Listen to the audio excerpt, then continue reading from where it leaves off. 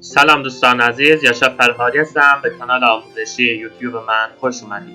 در این بخش از جلسه آموزشی پاورپوینت نسخه 2019 قراره با تب اینسرت با گروه تکست آشنا بشیم. همانطور که از عنوانش مشخصه، مربوط به متن‌هایی است که در اسلاید خودمون قرار میدیم. با استفاده از ابزار تکست باکس میتونیم کادری رو ایجاد کنیم که متن خودمون رو در آن قرار بدیم.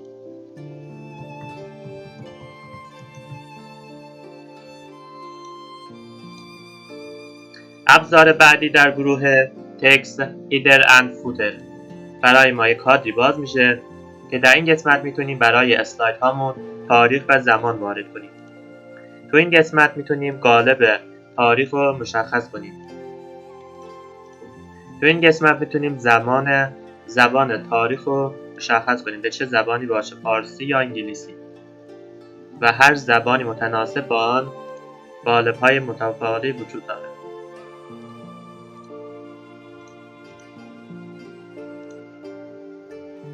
و یا اینکه در قسمت فیکس میتونیم یک زمان مشخص و ثابتی رو وارد کنیم. در قسمت اسلاید نامبر میتونیم اسلاید هامون رو شماره گذاری کنیم.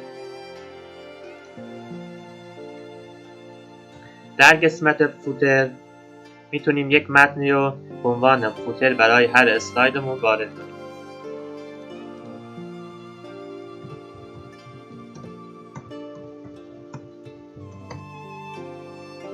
اگر گزینه اپلای رو بزنیم، تگت برای یک اسلاید اعمال میشه و اگر اپلای تو اول رو بزنیم برای همه اسلاید ها اعمال میشه.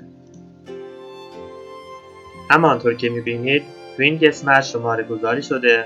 این متن فوتره. تو این قسمت هم تاریخ رو بهمون نشون میده. ابزار بعدی در گروه تکست ابزار ورد آرت که با استفاده از این ابزار میتونیم متن‌های هنری ایجاد کنیم. ابزار ورد آرت انتخاب میکنیم. تو این قسمت استایل‌های مختلفی برای ما نشون میده که بر حسب سلیقه و نیازمون یکیشو انتخاب کنیم. تو این قسمت کادری برای ما باز میکنه که میتونیم متن خودمون رو وارد کنیم.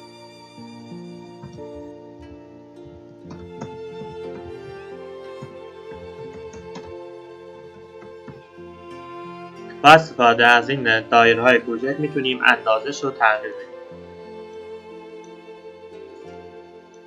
و یا اینکه چرخش بدیم.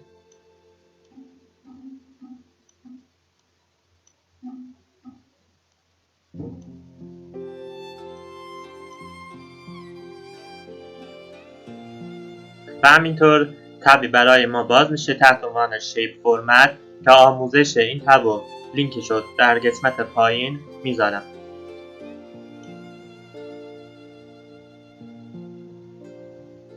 ابزار بعدی دیتا و insert slot number و دیتا اند تایم. با زدن این ابزارها وارد این کادر میشیم که توضیحات این کادر رو بهتون گفتم و اگر این رو بزنید دوباره وارد این صفحه میشیم. ابزار بعدی آبجکت. با استفاده از این ابزار میتونیم اسناد دیگری رو وارد پاورپوینت بدیم. به عنوان مثال میتونه عکس باشه یا عکس فتوشاپ باشه یا به صورت اکسل باشه، مایکروسافت اکسل. به عنوان مثال من این انتخاب میکنم اکسل چارت.